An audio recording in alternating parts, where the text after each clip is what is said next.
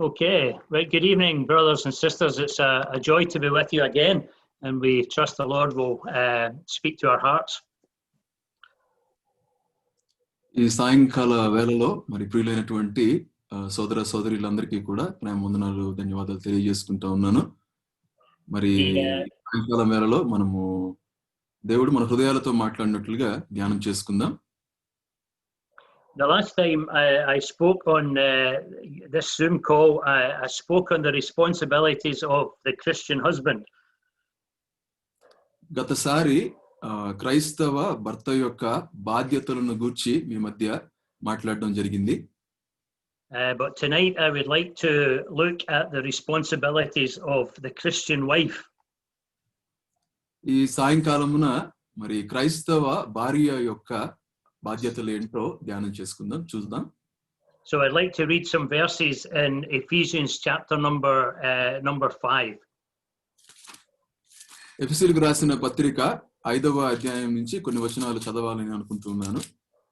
Ephesians chapter 5, and if our brother could read verses 22 to 25, no, to 24, 22, 23 and 24. ఎఫెసీయులకు రాసిన పత్రిక 5వ అధ్యాయం 22వ వచనం నుండి 24వ వచనం వరకు కూడా వచనాలను చదువుకుందాం. స్త్రీలారా, ప్రభువునకు వలె మీ సొంత పురుషులకు లోబడి ఉండుడి. క్రీస్తు సంఘమునకు శిరస్సై ఉన్నలాగున పురుషుడు భార్యకు శిరస్సై ఉన్నాడు. క్రీస్తే శరీరమునకు రక్షకుడై ఉన్నాడు. సంఘము క్రీస్తునకు లోబడినట్టుగా భార్యలు కూడా ప్రతి విషయములోను తమ పురుషులకు లోబడవలెను. And then if you could read verse number 33. 33వ వచనాన్ని కూడా చదువుకుందాం. మెట్టుకు మీలో ప్రతి పురుషుడును తనకు వలె తన భార్యను ప్రేమింపవలెను. భార్య అయితే తన భర్త యందు భయము కలిగి ఉండునట్లు చూసుకొనవలెను. I don't think it is possible to overestimate the value of a godly family. దైవికమైనటువంటి కుటుంబాన్ని గురించి మరి మనము ఎక్కువగా అంచనా వేయడానికి బహుశా కుదరకపోవచ్చు గాని, someone has said that the Christian family is the cradle and the fortress of the Christian faith. ఎవరో ఈ విధంగా చెప్పారు, క్రైస్తవ కుటుంబము అనేది క్రైస్తవ విశ్వాసానికి అది సాదృశ్యంగా ఉన్నది అని. And it is the very foundation of sacred and stable society. అంత మాత్రమే కాదు, మరి సమాజానికి కూడా అది చాలా స్థిరమైనటువంటి ఒక పునాదిగా కూడా కనబడుతుంది అని. Of course, we are living in days when the whole concept of marriage is being changed by society. వివాహం యొక్క మరి దాని యొక్క అర్థాన్ని మార్చివేసినటువంటి సమాజంలో ప్రస్తుతం మనము జీవిస్తూ ఉన్నాం. We think of just the changes in relation to even same-sex marriages. మనం ఇంకా చూస్తాం ఏంటి అంటే ఇద్దరు పురుషుల మధ్య లేక ఇద్దరు స్త్రీల మధ్య వివాహము జరుగుతూ ఉన్నటువంటి సందర్భాలను కూడా సమాజంలో చూస్తూ ఉన్నాం. The society wants to change the roles and the responsibilities and the relationships within marriage. ఈ సమాజం మరి క్రైస్తవ వివాహానికి వేరుగా వివాహం యొక్క దాని యొక్క బాధ్యతలు, దాని యొక్క విలువలను అది మార్చివేస్తున్నట్లుగా మనం గమనిస్తూ ఉన్నాం. And so we must be very clear what the Bible teaches in relation to marriage, and we must be obedient to it. మనమైతే చాలా జాగ్రత్త కలిగి ఉండాలి దేవుని వాక్యము ఈ క్రైస్తవ వివాహం యొక్క విలువలు ఏవైతే తెలియజేస్తూ ఉన్నదో ఆ విషయాల్లో.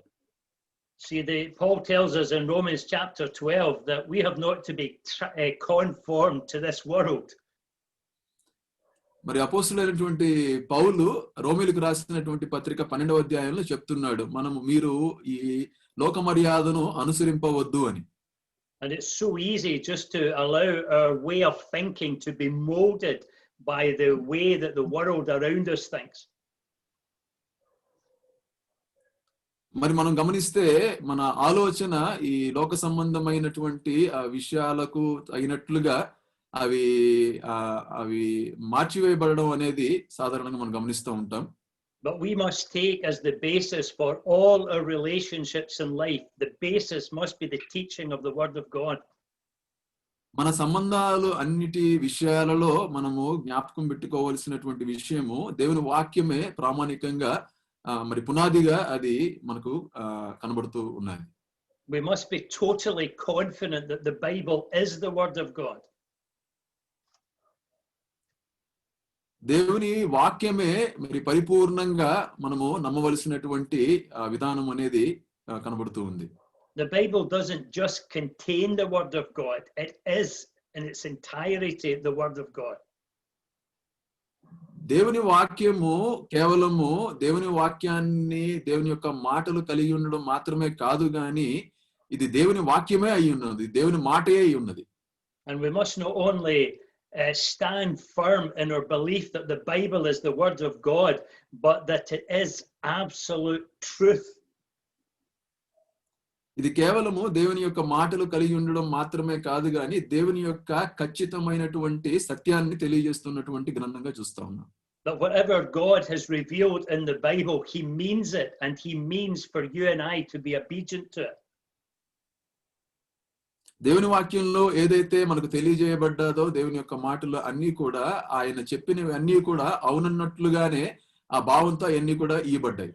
We must never compromise on any truth in the Bible. ఏ సత్యాన్ని మనం బైబిల్లో దేవుని యొక్క గ్రంథంలో ఏ సత్యాన్ని బట్టి కూడా ఎక్కడ కూడా మనము ఎంత మాత్రం కూడా లాలూచి పడకూడదు.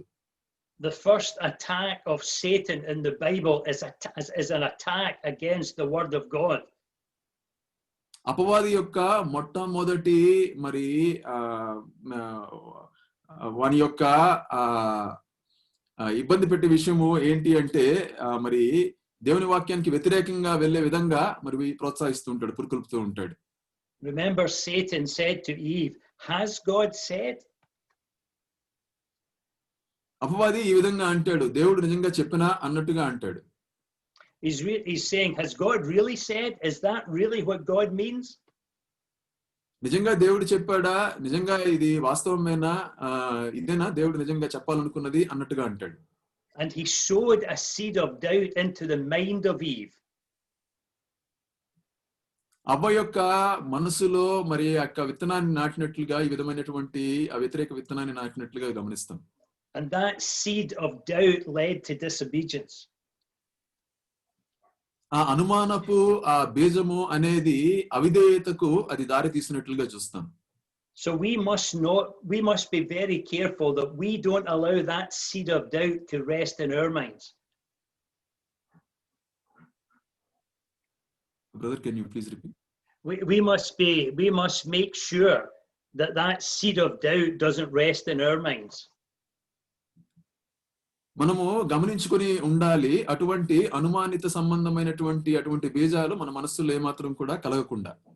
And in every area of life, but especially in relation to our home life, we must stand firm on what God has revealed in his truth. మన జీవిత సంబంధమైనటువంటి ప్రతి విషయంలో కూడా ఆ విధంగా మనము ఉండాలి. మరి ముఖ్యంగా ప్రాముఖ్యంగా మన సంబంధాల విషయాల్లో, మన కుటుంబ జీవితం దాని సంబంధాల విషయాల్లో మరి ఎక్కువగా అటువంటి ఖచ్చితత్వాన్ని కలిగి ఉండాలి. I cannot emphasize enough the value of a properly ordained and ordered Christian family. సరైనటువంటి క్రైస్తవ కుటుంబం యొక్క ఆ విలువలు ఏ విధంగా దేవుని యొక్క శాసనాలుగా అవి చెప్పబడ్డాయో దానిని మనం ఎంతైనా సరే దానిని నొక్కి చెప్పాలి అంటే ఎంతైనా కూడా తక్కువే. And I want to emphasize again this evening that the most important member of a Christian family is Christ. మరి క్రైస్తవ కుటుంబం యొక్క మరి ప్రాముఖ్యంగా దృఢంగా నేను చెప్పాలనుకున్నటువంటి మాట ఏంటి అంటే క్రైస్తవ కుటుంబాలలో మరి క్రీస్తు ప్రభువు ముఖ్యమైనటువంటి ఆయన వ్యక్తిగా ఉంటూ ఉన్నాడు. So it's not the wife that's most important, and it's not the husband that is most important. It is Christ that is most important. భార్య ప్రాముఖ్యమైనటువంటి వ్యక్తి కాదు కుటుంబంలో, అట్లానే భర్త ప్రాముఖ్యమైనటువంటి వ్యక్తి కాదు, గాని క్రీస్తే ప్రథమంగా ప్రాముఖ్యమైనటువంటి వ్యక్తిగా కుటుంబానికి ఉన్నాడు. And the most important relationship within the Christian marriage is the relationship that each member has with Christ. మరి ప్రాముఖ్యంగా క్రైస్తవ కుటుంబంలో ఉన్నటువంటి సత్సంబంధాలలో ప్రాముఖ్యమైనది క్రీస్తుతో కలిగి ఉండవలసినటువంటి యొక్క సంబంధం. భార్యాభర్తలు మరి క్రీస్తుతో కలిగి ఉండవలసినటువంటి సంబంధాన్ని తెలియజేస్తుంది. And if every Christian husband and every Christian wife sought to deepen the relationship with the Lord Jesus, then they would deepen the relationship with each other. మరి ప్రతి క్రైస్తవ భర్త, క్రైస్తవ భార్య కూడా వారి యొక్క సంబంధం ప్రభువైన క్రీస్తుతో మరి ఎక్కువగా వారు దానిని అపేక్షించాలి. వారి మధ్య కూడా అటువంటి అపేక్ష వారు ఇరువురు కూడా కలిగి ఉండాలి. If our relationship with Christ is right, then our relationship with our spouse will be right. క్రీస్తుతో గాని సంబంధాన్ని సరైనటువంటి విధంగా కలిగి ఉన్నట్లయితే ఇరువురి మధ్య కూడా, భార్యాభర్తల ఇరువురి మధ్య కూడా సంబంధాలు అనేవి చక్కగా ఉంటాయి. And that is really what the Apostle Paul is teaching in Ephesians chapter 5. అది ప్రాముఖ్యంగా అపోస్తలుడైనటువంటి పౌలు ఎఫెసీయులకు రాసిన పత్రిక 5వ అధ్యాయంలో బోధిస్తూ ఉన్నాడు. I want also to say tonight that the most important element in Christian marriage is not love, but it is the will of God. క్రైస్తవ వివాహంలో కేవలము ప్రేమ విలువైనటువంటి అంశంగా మనకు కనబడదు, గాని దేవుని యొక్క చిత్తము అనేది క్రైస్తవ వివాహంలో ప్రాముఖ్యంగా కనబడుతూ ఉంటుంది. See, love is a human emotion that can change. ప్రేమ అనేది ఒక మానవ భావోద్రేకాన్ని తెలియజేస్తూ ఉంది, అది మారిపోవచ్చు కూడా. But the will of God is unchanging. కానీ దేవుని యొక్క చిత్తము అది ఎప్పటికీ కూడా మార్పు లేనిది, మారనిది. So when a brother or a sister is looking for a partner to marry, it's not that decision shouldn't be based on their love, but should be based on an awareness of the will of God. ఒక సహోదరి గాని, ఒక సహోదరుడు గాని, ఒక సహోదరి గాని తమ వారి యొక్క జత పట్ల వారు చూస్తూ ఉన్నప్పుడు వివాహం కొరకు వారు ఎక్కువగా చూడవలసింది అవతల వ్యక్తి పట్ల ఉన్నటువంటి ప్రేమను బట్టి కాదు, గాని అది దేవుని యొక్క చిత్తమా కాదా అనేది చూడవలసిందిగా కనబడుతుంది. So if we are pursuing the will of God in relation to marriage, then he will ensure that the person that we marry, that we love that person and that person loves us. Sorry brother, could you please repeat?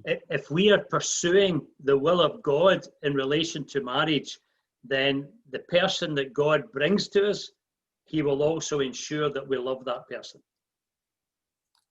మనం గాని దేవుని చిత్తాన్ని నిజంగా గాని మనము దేవుని చిత్తం కొరకే కనిపెట్టుకుని గాని మనము అపేక్షిస్తూ ముందుకు కొనసాగినట్లయితే ఖచ్చితంగా మరి దేవుడే భార్య పట్ల గాని భర్త పట్ల గాని అవతల వారి పట్ల ఆ ప్రేమ కలిగి ఉండడానికి దేవుడే సహాయం చేస్తాడు. But the point I want to make is it's more important to seek the will of God in marriage than just marry someone that we think we love.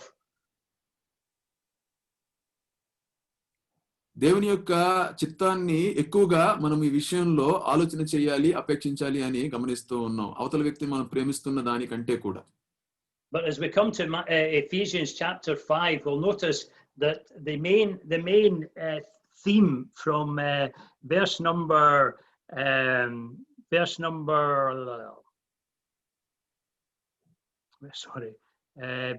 19 right down to verse 4 of chapter 6, the main theme is submission.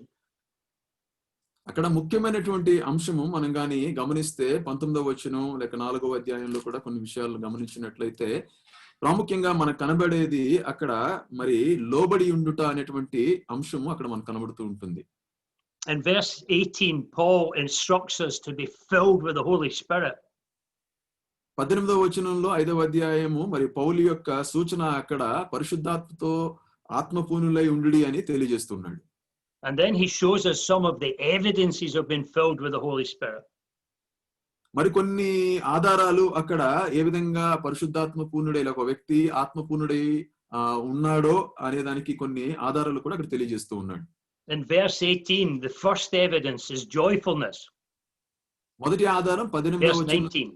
Verse 19, sorry. 19వ వచనంలో గాని చూస్తే మొదటి ఆధారం మనకు కనబడుతున్నటువంటి ఆధారం ఏంటి అంటే అక్కడ కీర్తనలతోనూ సంగీతములతోనూ అనేటువంటి ఆనందము అనేది అక్కడ మనకు కనబడుతూ ఉంటుంది. And then in verse number 20, the second evidence is thankfulness. రెండవ ఆధారము 20వ వచనంలో మనకు కనబడేది ఏంటి అంటే అక్కడ కృతజ్ఞతా భావం అనేది అక్కడ కనబడుతుంది. And then, as I mentioned before, from verse 21 right down to verse 4 of chapter 6, it's the idea of submissiveness. 21వ వచనంలో అంత ముందు నేను గతంలో తెలియజేసినట్లుగా అక్కడ ఏమని రాయబడుతుంది అంటే భయముతో లోబడి ఉండుడి అనేటువంటి అంశం అక్కడ మనకు కనబడుతుంది. So these are three evidences of a spirit-filled Christian. ఇవి ఖచ్చితమైనటువంటి ఆత్మపూర్ణులైనటువంటి క్రైస్తవుల యొక్క మూడు ఆధారాలుగా వారి జీవితాల్లో మనకు ఇక్కడ కనబడుతూ ఉన్నాయి. He will be marked by a joyful spirit and a thankful spirit and a submissive spirit. అతడు ఆనంద పూర్ణమైనటువంటి ఆత్మతో నింపబడి ఉంటాడు, కృతజ్ఞతా భావంతో కలిగినటువంటి ఆత్మతో నింపబడి ఉంటాడు, అదే సమయంలో లోబడి ఉండుట అనేటువంటి ఆత్మతో నింపబడి ఉంటాడు అని చూస్తున్నాం. Now that is something that is contrary to the way that the natural mind thinks. ఇవి మరి ప్రకృతి సంబంధమైనటువంటి వాటికి విరుద్ధంగా కనబడుతూ ఉంటాయి.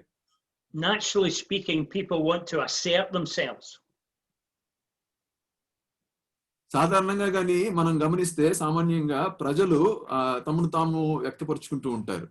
But Paul says in verse number 21 that we have to submit ourselves to each other in the fear of God. కానీ 21వ వచనంలో పౌలు చెప్తుంది ఏంటి అంటే మనల్ని మనం ప్రత్యక్షపరుచుకునే దానికంటే కూడా మరి ఇక్కడ దేవుని యొక్క ఆత్మ ద్వారా క్రీస్తునందలి భయముతో ఒకరికొకడు లోబడి ఉండుట అనేటువంటి విషయాన్ని తెలియజేస్తున్నాడు. So that is the general principle that in every area of life, you and I as believers should be marked by a submissive spirit. విశ్వాసులంగా నీవు గాని నేను గాని మనందరం కూడా ఇది ఒక సాధారణమైనటువంటి ఒక సూచనగా అది మనకు అది దయచేయబడుతుంది, లోబడి ఉండుట అనేటువంటి విషయం. That is the spirit that should prevail in a local assembly. ఇదే ఆత్మ సంబంధమైనటువంటి ఈ ఆధారము అనేది స్థానిక సంఘాలలో కూడా కనబడుతూ ఉండాలి. The local assembly is not a place for individuals to exercise their power and authority and their rights. స్థానిక సంఘము అనేది ఒక వ్యక్తి యొక్క మరి అధికారం గాని మరి ఇతర సంగతులు ప్రత్యక్షపరచడం చూపించడం కాదు గాని మరి లోబడి ఉండుట అనేటువంటి విషయాన్ని ఆత్మపూర్ణంగా తెలియజేయబడుతుంది. But in the local assembly we should be submissive to each other. స్థానిక సంఘాలలో మనము ఒకరికొకరు లోబడి ఉండాలి అని చూస్తూ ఉన్నాం. And that's the principle that brings unity in the local assembly. ఈ సూచన ఆత్మ సంబంధమైనదిగా మరి స్థానిక సంఘాలలో ఒక ఐక్యతను తీసుకుని వస్తుంది అని చూస్తాం. And so having made that general principle in verse number 21, he then shows that submissiveness in specific occasions. కొన్ని సందర్భాలలో కొన్ని ప్రత్యేకమైనటువంటి సందర్భాలను కూడా ఇక్కడ తెలియజేస్తూ ఉన్నాడు. ఏ విధంగా లోబడి ఉండాలి అనేటువంటి విషయాన్ని అది సాధారణమైనటువంటి సూచనగా చెప్పబడినప్పటికీ కూడా క్రైస్తవ విశ్వాస జీవితంలో కొన్ని ప్రత్యేకమైన సందర్భాలను కూడా తెలియజేస్తూ ఉన్నాడు ఈ విధంగా లోబడి ఉండాలి అని. In the early part of chapter 6, he'll show how that the children have to be in submission to their parents. చాలా భాగాలలో 6వ అధ్యాయంలో మనం చూస్తాం ఏంటి అంటే పిల్లలు ఏ విధంగా తమ తల్లిదండ్రులకు లోబడి ఉండాలో అనేటువంటి విషయాన్ని కూడా తెలియజేస్తూ ఉన్నాడు. And in the following section in chapter 6, he'll show how the servants have to be in submission to their masters. ఇంకా కొన్ని భాగాలలో 6వ అధ్యాయంలో మనం గమనిస్తే ఏ విధంగా మరి యజమానులకు లోబడి ఉండాలో తమ దాసులు ఆ విషయాన్ని కూడా తెలియజేస్తూ ఉన్నాడు. But in the section that we have read from this evening, it's the wife that has to be in submission to her husband. ఈ సాయంకాలం వేళలో మనం చదువుకున్నటువంటి వాక్య భాగాన్ని గాని గమనిస్తే భార్యలు ఏ విధంగా భర్తలకు లోబడి ఉండాలో ఆ విషయాన్ని తెలియజేస్తూ ఉన్నాడు. So Paul is stressing the vital importance of a submissive spirit. ఇక్కడ పౌలు గారు దృఢంగా తెలియజేస్తూ ఉన్నాడు ఆ లోబడి ఉండుట అనేటువంటి ఆత్మ సంబంధమైనటువంటి విషయాన్ని బట్టి. The importance of recognizing the role that God wants us to play in society. సమాజంలో కూడా ఏ విధంగా దేవుడు మనము కలిగి ఉండవలసినటువంటి లోబడేటువంటి ఆ స్వభావాన్ని మనం కలిగి ఉండాలో దేవుడు దాన్ని ఆ పాత్రను గురించి తెలియజేస్తూ ఉన్నాడు. God is a God of order. దేవుడు ఒక క్రమము కలిగినటువంటి దేవుడు. Someone has said that order is heaven's first law. ఈ క్రమము అనేది మరి ఎవరో ఈ విధంగా తెలియజేశారు, పరలోకంలో అది మొదటి అది ఒక సూచనగా అది సూత్రంగా కనబడుతూ ఉంది. Every portion of the universe knows its own place and fulfills its proper function. మరి విశ్వంలో మరి ప్రతి కలుగు చేయబడినటువంటి సమస్తం కూడా ప్రతిదీ కూడా నక్షత్రాలు చంద్రుడు అన్ని కూడా వివిధ రకాలుగా వాటికి తెలుసు అవి చేయవలసినటువంటి వాటి బాధ్యతలు ఏంటో ఆ క్రమం ఏంటో వాటన్నిటికీ కూడా బాగా తెలుసు. There can be no happiness among mankind without due subordination.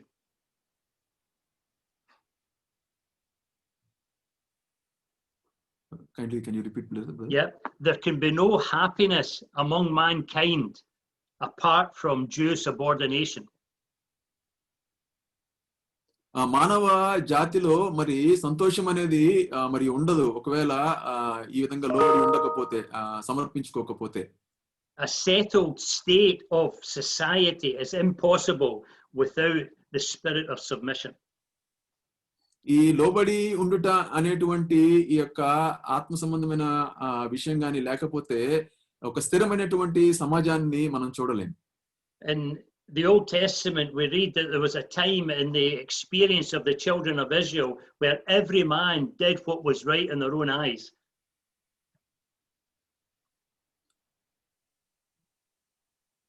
Pardon, brother? In the Old Testament there was a time in the history of Israel where every man did what was right in their own eyes.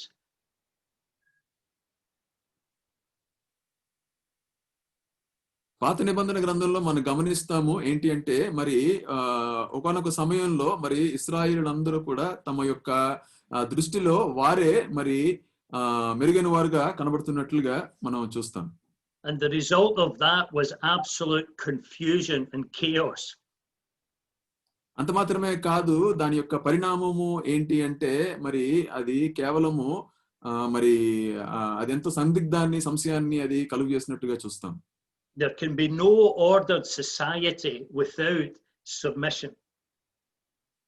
ఒక క్రమం అనేటువంటి సమాజాన్ని మనం చూడలేం ఈ లోబడి ఉండుట అనేది లేకపోతే. And there can be no ordered family apart from submission. అంత మాత్రమే కాదు ఈ లోబడి ఉండుట అనేది లేనట్లయితే ఒక క్రమమైనటువంటి కుటుంబాన్ని కూడా మనం కలిగి ఉండలేం. And so Paul is exhorting the Christian wife to be in submission to her own husband in verse number 22. కాబట్టి 22వ వచనంలో అపోస్తలుడైనటువంటి పౌలు ఈ విధంగా ఆయన హెచ్చరిక చేస్తూ ఉన్నాడు. అంటే తమ భార్యలు పురుషునికి ఏ విధంగా లోబడి ఉండాలో అనే దాన్ని బట్టి. Now it's important to remember that what Paul is not teaching that the wife is inferior to her husband. అక్కడ ఏ విధంగా భార్యని బట్టి మాట్లాడుతూ మరి భర్త కంటే కూడా చాలా తక్కువ అనేటువంటి స్థితిని బట్టి పౌలు అక్కడ మాట్లాడటం లేదు కానీ he's not saying that the wife is any less spiritual than the husband. అక్కడ మరి పౌలు గారు అంత మాత్రమే కాదు భార్య ఆత్మీయంగా కూడా చాలా తక్కువ స్థాయిది అనేటువంటి విషయాన్ని కూడా పౌలు గారు అక్కడ తెలియజేయటం లేదు కానీ he's simply saying that the wife should take her place under her husband that God has ordained for her. అక్కడ ఏమని తెలియజేస్తూ ఉన్నాడంటే కేవలము భార్య తన స్థానాన్ని బట్టి దేవుడు ఏదైతే మరి శాసించి ఇచ్చేయించి ఆ స్థానాన్ని భార్యగా ఇచ్చాడో ఆ విషయాన్ని బట్టి లోబడి ఉండాలి భర్తకు అనేటువంటి విషయాన్ని మాత్రమే తెలియజేస్తూ ఉన్నాడు. And by doing that she is really showing her true spiritual character. ఆ విధంగా చేయడాన్ని బట్టి తన నిజమైనటువంటి వాస్తవమైనటువంటి ఆత్మీయ స్థితిని భార్య తెలియజేస్తూ ఉంది, వ్యక్తపరుస్తూ ఉంది. Remember in 1 Corinthians chapter 11, Paul develops this whole truth of headship. అక్కడ కొరింథీయులకు రాసిన పత్రిక మొదటి పత్రిక 11వ అధ్యాయంలో గాని మనం గమనిస్తే అక్కడంతా కూడా ఆ శిరసత్వాన్ని గూర్చి పౌలు గారు రాస్తున్నట్లుగా మనం గమనిస్తాం. He tells us that the head of the woman is the man, and the head of the man is Christ, and the head of Christ is God. అక్కడ చెప్పబడినటువంటి స్థాయిలు గాని మనం గమనిస్తే భార్యకు భర్త శిరస్సు అయి ఉన్నాడు, భర్తకు క్రీస్తు శిరస్సు అయి ఉన్నాడు, క్రీస్తునకు దేవుడు శిరస్సు అయి ఉన్నాడు అని ఆ చక్కటి క్రమాన్ని రాస్తూ ఉన్నాడు. So in that presentation of headship in 1 Corinthians 11, it is obvious that there is no thought whatsoever of inferiority.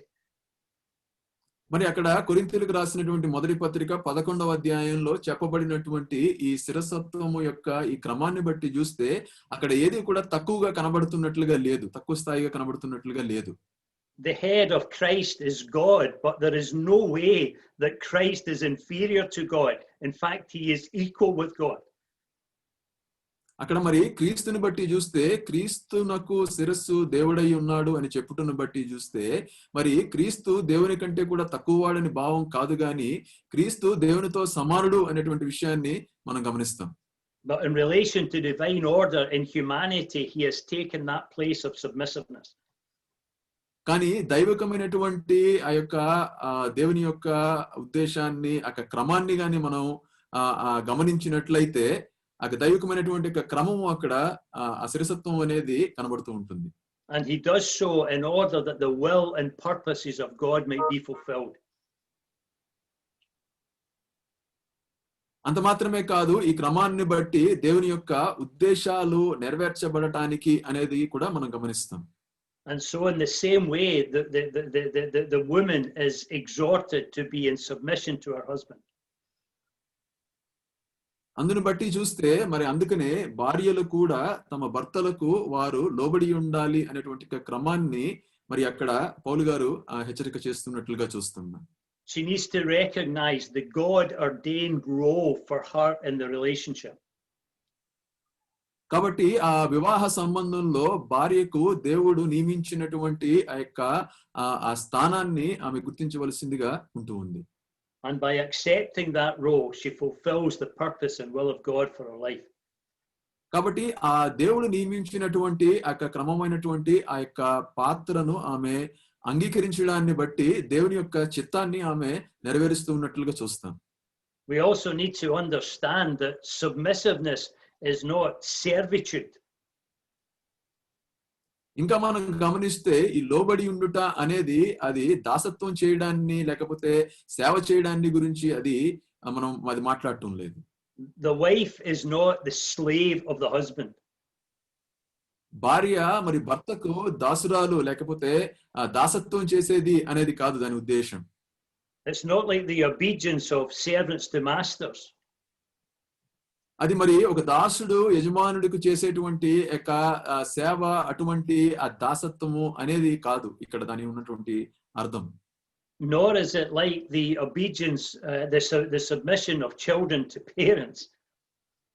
అంత మాత్రమే కాదు, మరి పిల్లలు తల్లిదండ్రులకు లోబడుట అనేది కూడా అది దాసత్వము చూపించుట లేకపోతే దాసులుగా వారు సేవించుట అనేది అక్కడ అర్థం కాదు. It's a submission that recognizes her husband as being her head, placed over her by the Lord for his purpose. ఒక ఉద్దేశం కొరకు కాబట్టి ఇక్కడ భార్యకు భర్త శిరస్సుగా ఉన్నాడు, భార్య లోబడి ఉండాలి అనేది ఒక క్రమమైనటువంటి ఒక నియమాన్ని అది ఒక ఉద్దేశం కొరకై దేవుడు నియమించాడు అనేటువంటి విషయాన్ని తెలియజేస్తూ ఉంది. As I mentioned at the beginning, we have previously looked at the responsibility of the husband to love his wife, even as Christ loved the church, and even as he loves his own body. గతంలో తెలియజేసినట్లుగానే ప్రారంభానికి ముందు కూడా తెలియజేసినట్లుగా మరి క్రీస్తు ఏ విధంగా ఆయన శిరస్సై ఉన్నాడు, ఆయన శిరస్సత్వాన్ని బట్టి అట్లానే శరీరాన్ని ఏ విధంగా ఆయన ప్రేమిస్తూ ఉన్నాడు, సంఘాన్ని ప్రేమిస్తూ ఉన్నాడు అనేటువంటి ప్రేమను బట్టి కూడా మరి తెలియజేయబడుతూ ఉన్నట్లుగా చూస్తున్నాం. And the husband who is loving his wife in that manner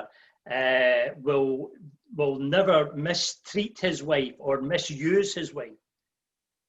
ఆ క్రీస్తునకు వల్లే ఆ ప్రేమను మరి భర్త కూడా భార్యల పట్ల కలిగి ఉండాలనేటువంటి విషయాన్ని కూడా మనము ఆలోచన చేశాం. అంటే దాసురాలుగా భావించటం కాదు, లేకపోతే ఆమెను ప్రేమించాలి అనేటువంటి విషయాన్ని తెలియజేస్తూ ఉంది. He will treat her with tenderness and gentleness.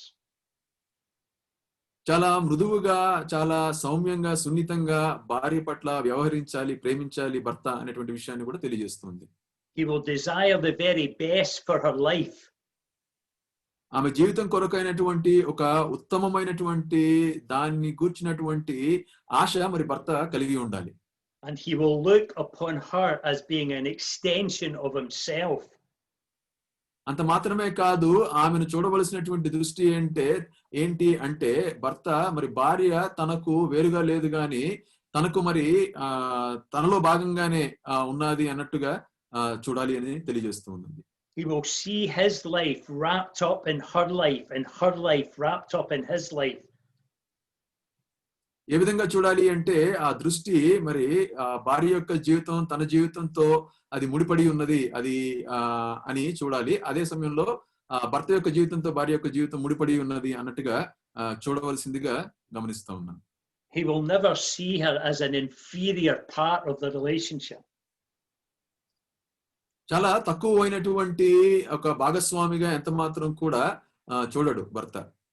Because he will see her as being part of himself. ఎందుకంటే భర్త మరి భార్యను తనలో భాగంగానే చూడవలసిన వాడుగా ఉన్నాడు. But Paul says to the wives to be in subjection unto their own husbands, to submit themselves as unto the Lord. మరి ఇక్కడ పౌలు గారు తెలియజేస్తూ ఉన్నాడు, స్త్రీలారా ప్రభువునకు వలె మీ సొంత పురుషులకు లోబడి ఉండండి. ప్రభువుకి ఏ విధంగా లోబడి ఉంటారో అదే రీతిగా మీ సొంత పురుషులకు అనగా భర్తలకు మీరు లోబడి ఉండండి అని తెలియజేస్తూ ఉన్నాడు. So that is the motivation for the wife to submit to the husband. She's to do it as unto the Lord. కాబట్టి అది ఒక ప్రోత్సాహకంగా అది అక్కడ మరి కనబడుతూ ఉంటూ ఉన్నది. అక్కడ ప్రభువునకు వలె అనేది అది చాలా ప్రోత్సాహకంగా కనబడుతుంది. ప్రభువుకు లోబడటం వలె మీ సొంత పురుషులకు కూడా లోబడి ఉండి అని చెప్పే వచనాన్ని బట్టి. Not only to do it because the Lord requires it to be done. అంత మాత్రమే కాదు, అది ప్రభువునకు వలె అనేటువంటి విషయాన్ని అది తెలియజేస్తుంది. ప్రభు చేస్తాడు అనేటువంటి విషయాన్ని కూడా తెలియజేస్తుంది. But she's to submit herself to her husband as if she was submitting herself to the Lord himself. మరి లోబడి ఉండటం అనేది ప్రభువుకు వలె అంటే భర్తకు లోబడి ఉండటం అనేది ప్రభువుకు లోబడుతున్నట్లుగా ఏ విధంగా ప్రభువుకు లోబడతాదో అదే విధంగా భర్తకు లోబడటం అని చెప్పబడుతూ ఉంది. The last time we spoke, when we spoke on the responsibility of the husband, we tried to highlight the uniqueness of a Christian marriage. గతసారి భర్త యొక్క బాధ్యతను గురించి లేక పాత్రను గురించి మనం ధ్యానం చేసుకున్నప్పుడు అక్కడ మనం ఎక్కువగా మనం గమనించింది ఏంటి అంటే మరి క్రైస్తవ వివాహంలో ఉన్నటువంటి ఒక విషయాన్ని అక్కడ మనం ప్రాముఖ్యంగా గమనించాం. That my marriage with Mary, my wife, should be different, should be in a different plane, a higher plane than the marriage of my next door neighbor.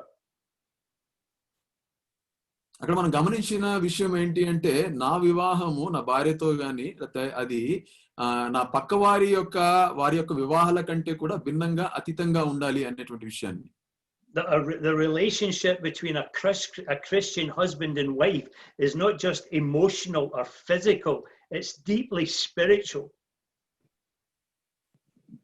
క్రైస్తవ భర్త భార్య వారి యొక్క వివాహ సంబంధం అనేది అది కేవలము అది భౌతికమైన శరీర సంబంధమైనది మాత్రమే కాదు, అది కేవలం భావోద్రేకాలకు సంబంధించి మాత్రమైనది కాదు, కానీ అది ఆత్మ సంబంధమైనది అనేది మనం గమనించాం.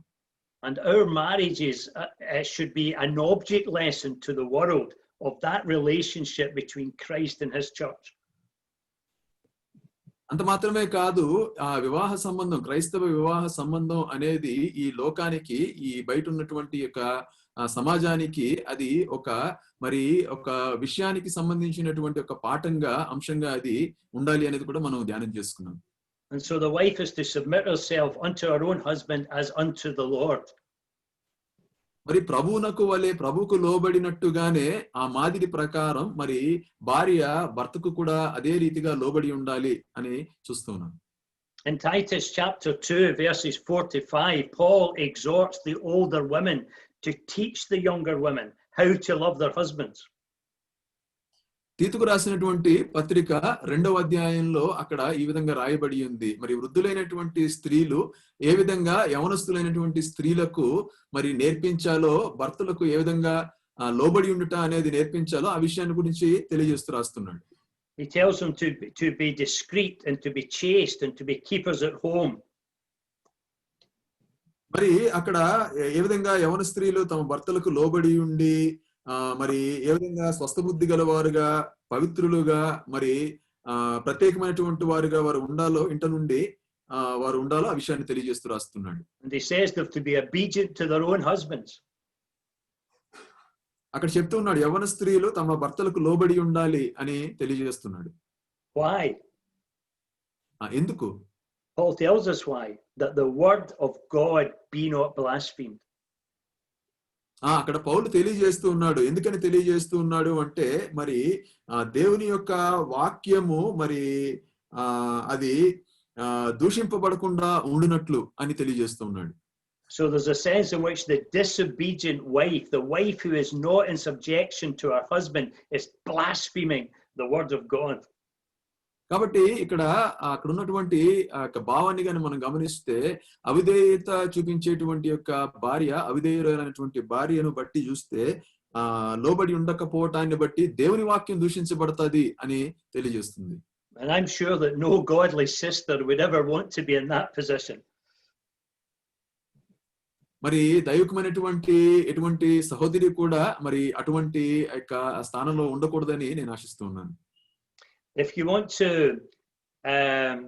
read 1 Peter chapter 3 verses 1 to 4, we get a picture of what a godly sister looks like. అక్కడ పేతురు రాసినటువంటి మొదటి పత్రిక మనం గాని చదువుకున్నట్లయితే, అక్కడ 3వ అధ్యాయం అక్కడ వచనాలను మనం చదువుకుంటే, ఒక దైవికమైనటువంటి ఒక స్త్రీ లేక భార్య లేక సహోదరి ఏ విధంగా ఉంటుందో, ఏ విధంగా ఆ విషయాన్ని అక్కడ పేతురు గారు రాస్తూ ఉన్నాడు. If our brother would like to read these few verses, please. Brother, from which verse? 1 Peter chapter 3 verses 1 to 4. 1 to 4. పేతురు రాసిన మొదటి పత్రిక 3వ అధ్యాయం 1 నుంచి 4 వచనాలు, కొన్ని వచనాలు చదువుకుందాం. అటువలే స్త్రీలారా, మీరు మీ స్వపురుషులకు లోబడి ఉండుడి. అందువలన వారిలో ఎవరైనానో వాక్యమునకు అవిధేయులైతే వారు భయముతో కూడిన మీ పవిత్ర ప్రవర్తనను చూచి వాక్యము లేకుండానే తమ భార్యల నడవడి వలన రాబట్టబడవచ్చును. జడులు అల్లుకొనుటయు, బంగారు నగలు పెట్టుకొనుటయు, వస్త్రములు ధరించుకొనుటయును, వెలుపటి అలంకారము మీకు అలంకారముగా ఉండక, సాధువైనటియు మృదువైనటియునైన గుణమును, అక్షయ అలంకారములు గల మీ హృదయపు అంతరంగ స్వభావము మీకు అలంకారముగా ఉండవలెను. So just reading through these verses, we see the high standard that God has set for a godly wife. కాబట్టి దైవికమైనటువంటి ఒక భార్యకు ఉండవలసినటువంటి ఆ యొక్క ఉన్నతమైనటువంటి ఆ యొక్క ప్రమాణాన్ని అక్కడ మనం చూస్తూ ఉన్నాం. దేవుడు నియమించినటువంటి యొక్క ఆ ప్రమాణాన్ని. And a wife displaying these features will not only honor her husband, but she will honor God.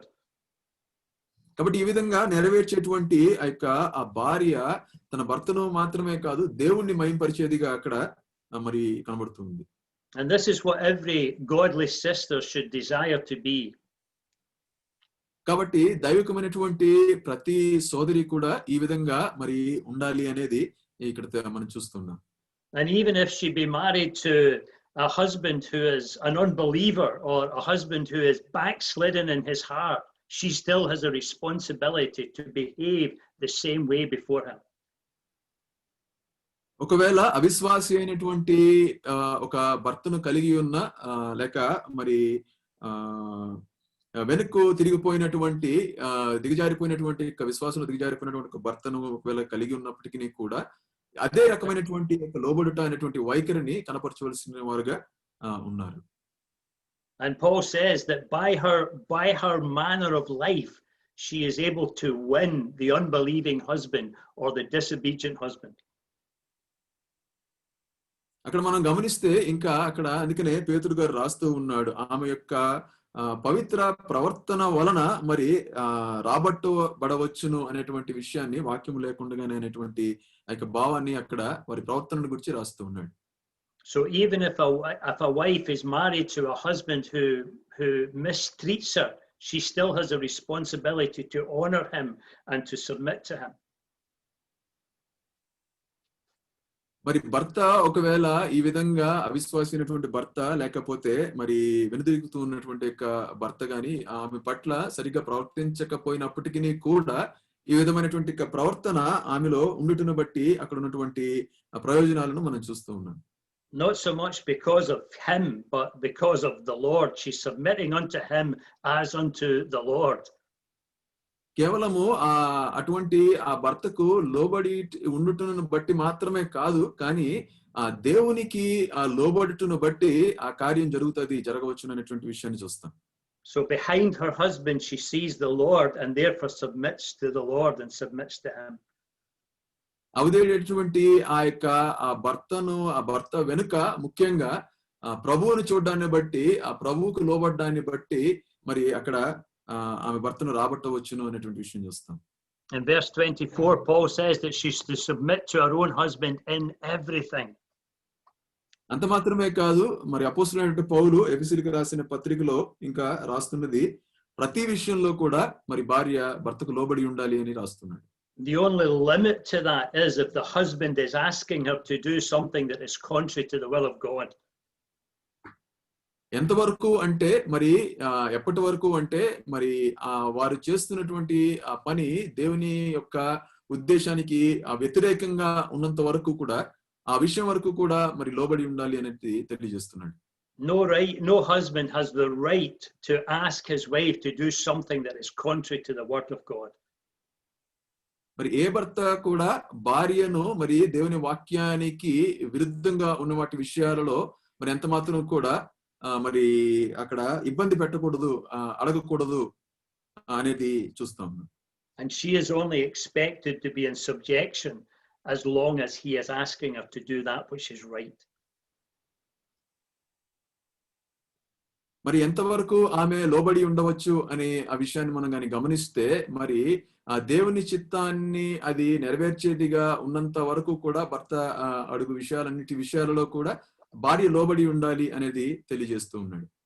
He then gives us the example in verse 24 that she has to be in subjection to her own husband as the church is subject unto Christ.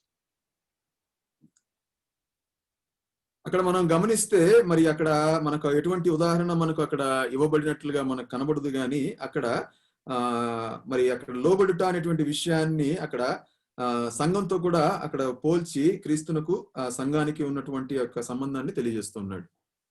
And the church is subject to the Lord Jesus Christ out of affection and out of allegiance and out of obedience. అక్కడ ఏ విధంగా సంఘము క్రీస్తునకు లోబడి ఉన్నదో ఆ ఉదాహరణ మాత్రమే మనకు అక్కడ కనబడుతూ ఉంటూ ఉంది. అక్కడ ఏ విధంగా అది కలంకమైనను ముడతైనను మరి ఏదైనా లేక పరిశుద్ధమైనదిగా నిర్దోషమైనదిగా మరి ఏ విధంగా క్రీస్తునకు సంఘము లోబడి ఉంటుందో ఆ ఉదాహరణ తెలియజేస్తున్నాడు. And also of a sense of dependency. అంతకు మాత్రమే కాదు, మరి ఒక ఆధారపడవలసినటువంటి యొక్క విషయాన్ని కూడా అక్కడ తెలియజేస్తూ ఉన్నాడు. The church recognizes Christ as her rightful head. సంఘము క్రీస్తును నిజమైన అసలైనటువంటి యొక్క శిరసత్వంగా గుర్తించడం లేక స్పర్శ కలిగి ఉండడం అనేది అక్కడ చూస్తాం. And she realizes that in everything she is dependent on him. ఏ విధంగా సంఘము మరి అర్థం చేసుకుంటూ ఆలోచన కలిగి ఉంటుందో ప్రతి విషయంలో కూడా నేను క్రీస్తు పైన ఆధారపడాలి అనేటువంటి విషయాన్ని ఆ విధంగా మనం చూస్తాం. ఆధారపడుట. And so that is the nature of subjection that should be seen in the Christian wife towards her husband. అదే భావాన్ని, అదే విధానాన్ని, వైఖరిని మనము మరి ఒక భార్య, క్రైస్తవ భార్య ఏ విధంగా తనకు తాను సమర్పించుకోవాలో భర్తకు, ఆ విధానాన్ని కూడా మనం చూస్తాం అక్కడ. That he is the head and she is dependent on him. మరి భర్త శిరస్సు అయి ఉన్నాడు క్రీస్తు వలె. మరి ఏ విధంగా సంఘము క్రీస్తు పైన ఆధారపడవలనో ఆ విధంగా భార్య కూడా భర్తకు ఆధారపడవలసిందిగా, భర్త పైన ఆధారపడవలసిందిగా ఉంది. The church relies on the Lord Jesus for her power, her wisdom, and her wisdom. సంఘము మరి క్రీస్తు యొక్క జ్ఞానం పైనను అట్లానే ప్రభు యొక్క మరి వాటిపైన ఏ విధంగా ఆధారపడవలసి ఉన్నదో ఆ విధంగా మరి భార్య కూడా ఆధారపడవలసి ఉన్నది. The church receives from the Lord Jesus all that supplies her with everything that is needed to survive. The church cannot survive without Christ.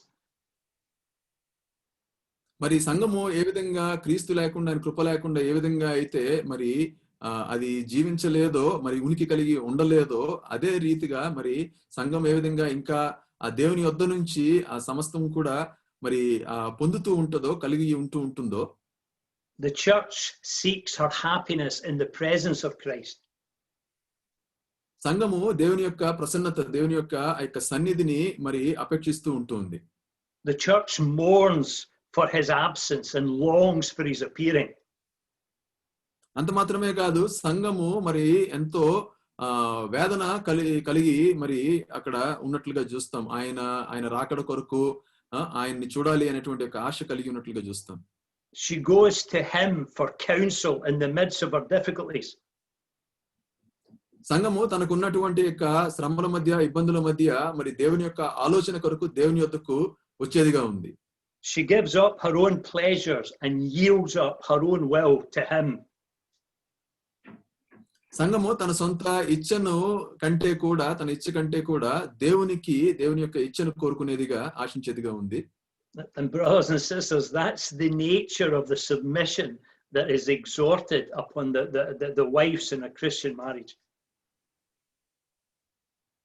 కాబట్టి సహోదరులారా, ఇది ఈ విధమైనటువంటి ఈ వైఖరి అనేది మనము భార్యాభర్తల మధ్య కూడా మనము గమనించవలసిన వారుగా ఉండవలసిందిగా చూస్తూ ఉంటాం. She relies on him and she receives from him. అది భార్య భర్త నుండి పొందుతూ ఉంటుంది, భర్త పైన ఆధారపడుతూ ఉంటుంది. She seeks her happiness in him. ఆమె యొక్క ఆనందాన్ని భర్తలో చూచుకుంటూ ఉంటుంది. She goes to him for wisdom. జ్ఞానం కొరకు భర్త యొద్దకు వెళ్ళవలసిందిగా వెళ్తూ ఉంటుంది. And she gives up her own pleasures in order that his will might be fulfilled. అంత మాత్రమే కాదు, తన భర్త యొక్క చిత్తం నెరవేరడానికి మరి ఆమె అప్పగించుకుంటుందిగా ఉంటుంది. And so Paul has exhorted the Christian wife to be in subjection to her own husband as unto the Lord. కాబట్టి పౌలు ఇక్కడ హెచ్చరిక చేస్తూ ఉన్నాడు, ఏ విధంగా ఒక క్రైస్తవ భార్య ఏ విధంగా లోబడి తను తాను భర్తకు అప్పగించుకుంటూ ఉంటుందో అనేటువంటి విషయాన్ని బట్టి. Why does he emphasize that it's to be her own husband? ఇక్కడ ఎందుకు దృఢంగా ఇక్కడ తెలియజేస్తూ ఉన్నాడు, నొక్కి చెప్తూ ఉన్నాడు సొంత పురుషుడు అని. It's the husband that God has particularly and peculiarly given to her for his will. కాబట్టి భర్త అనేది ఆ భార్యకు మరి దేవుడు ఇచ్చినట్లుగా, దేవుడు మరి ప్రత్యేకంగా ఇచ్చినట్లుగా, అనుగ్రహించినట్లుగా చూస్తా ఉన్నాం. That he is God's gift to her. అది దేవుని యొక్క చిత్తము నుండి, దేవుని యొక్క బహుమానంగా భార్యకు ఇవ్వబడిన వాడిగా భర్త ఉంటూ ఉన్నాడు. Just as the church is God's gift to his son.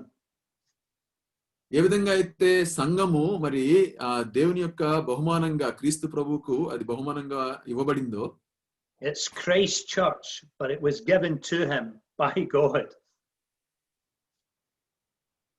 మరి ఆ విధంగా మరి భార్యకు భర్త ఇవ్వబడ్డాడు. And so for the Christian sister, it's her husband, but that husband was given by God to fulfill God's purpose for her life.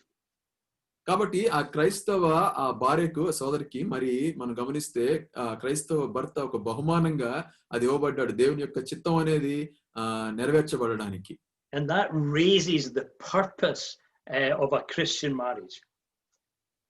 అది మరి క్రైస్తవ వివాహం యొక్క ఆ ఉద్దేశాన్ని అది మరి హెచ్చించేదిగా అది తెలియజేసేదిగా ఉంటుంది. In verse number 33, she's encouraged to reverence her husband, to honor her husband. 33వ వచనంలో గాని మనం గమనిస్తే మరి ఆమె భర్త ఎదుట గణపరచవలసినదిగా అక్కడ మరి భయము కలిగి ఉండునట్లు చూచుకునేదిగా అక్కడ గణపరచునదిగా ఉంది అని రాయబడింది. There should be no attempt to usurp the authority of the husband.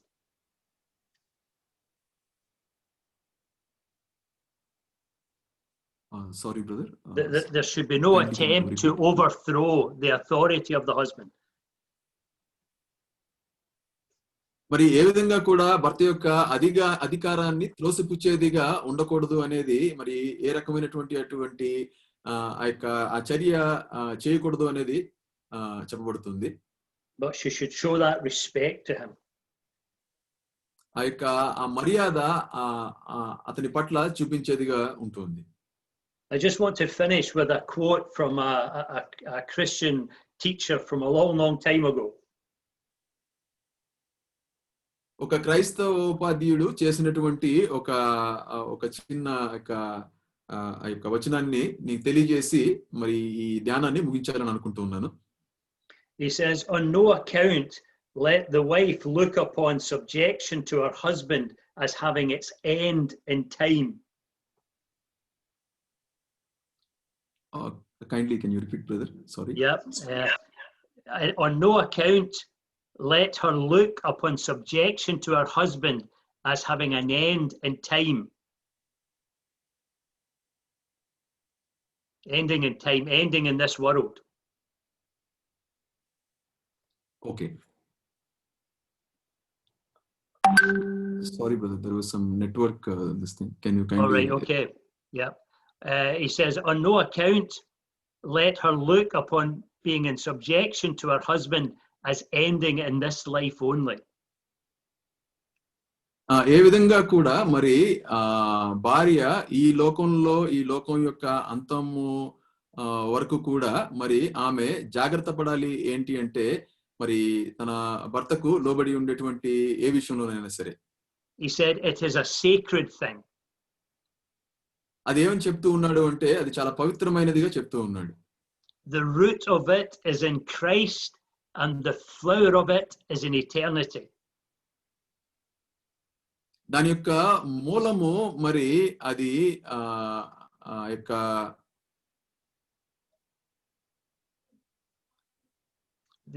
the hidden wisdom and the love and beauty of God are embodied in her daily meekness. Brother, kindly could you repeat the previous sentence once? The root of this subjection is in Christ and the flower of it is in eternity. కాబట్టి ఈ లోబడి ఉండుట అనేటువంటి దాని యొక్క మూలము అనేది కృపను బట్టి అది కలిగి ఉన్నది ఈ లోకంలో. అంతే మాత్రమే కాదు దాని యొక్క ఫలము అనేది అది నిత్యత్వంలో అనేది మనము చూస్తూ ఉంటాం. The hidden wisdom and the love and beauty of God are embodied in her daily meekness. భార్య యొక్క అనుదిన ఆమె యొక్క ఆ యొక్క దీనత్వము ఆ యొక్క లోబడి ఉండుట అనే దాన్ని బట్టి చూస్తే అది దైవికమైనటువంటి దేవుని యొక్క మరి యొక్క జ్ఞానాన్ని బట్టి అది కలిగి ఉన్నదిగా మనం గమనిస్తాం. The Lord takes note of it. ప్రభువు ప్రతి ఆమె యొక్క ఆ యొక్క చర్యను బట్టి ఆయన దాన్ని ఖచ్చితంగా అది ఆయన గమనిస్తూ ఉంటూ ఉన్నాడు. In his sight it is an ornament of great price. అంత మాత్రమే కాదు ఆయన దృష్టి ఎదుట అది మరి ఒక ఎంతో విలువైనటువంటి ఆభరణంగా అది ఉంటూ ఉన్నది ఆమె యొక్క దీనత్వం అనేది. It is fragrant to the angels.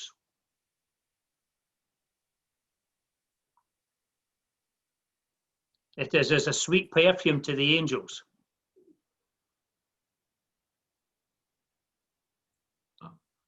అది చాలా మరి ఎంతో సువాసనకరమైంది.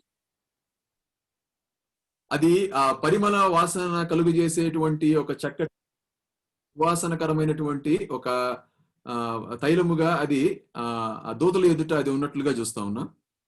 Her 1,000 private acts which are unseen by men are written in heaven. కనబడినటువంటి ఆమె యొక్క అదృశ్యమైనటువంటి ఆమె యొక్క చర్యలన్నీ కూడా అవి మరి దేవుని ఎదుట అవి ఉన్నవిగా దేవుని దృష్టి ఎదుట అవి కనబడుతూ ఉన్నాయి. Many an excellent wife who has lived her life buried in obscurity is yet sweetly fulfilling her purpose.